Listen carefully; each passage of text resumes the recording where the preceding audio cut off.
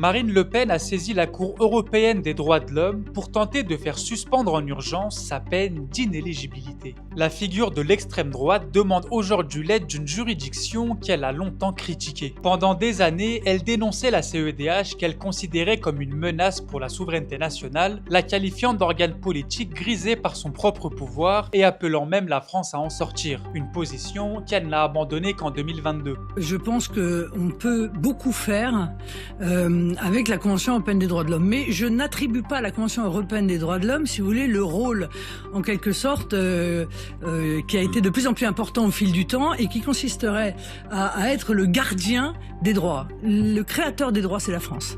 C'est nous qui avons créé les droits de l'homme. A priori, il n'y a pas de difficulté majeure. S'il y en a une, je sortirai de la CEDH. Je veux dire aux Français aujourd'hui, au moment où je vous parle, votre volonté sera, dans mon esprit, supérieure à des structures qui sont aujourd'hui supranationales.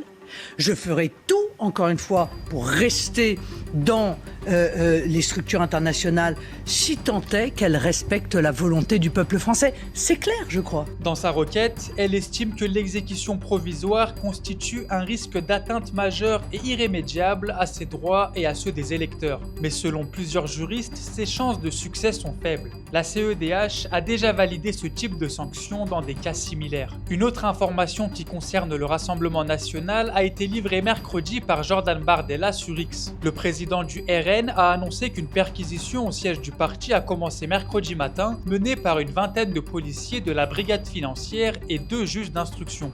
Il dénonce un harcèlement et un acharnement et indique que les mails, documents et pièces comptables du parti sont saisis sans motif exact. Plus tôt dans la semaine, le parquet européen a annoncé avoir ouvert une nouvelle enquête sur des irrégularités financières dont a pu bénéficier le Rassemblement national. Avec ses partenaires de l'ex-groupe Identité et Démocratie, le RN est suspecté d'avoir indûment dépensé plus de 4,3 millions d'euros entre 2019 et 2024.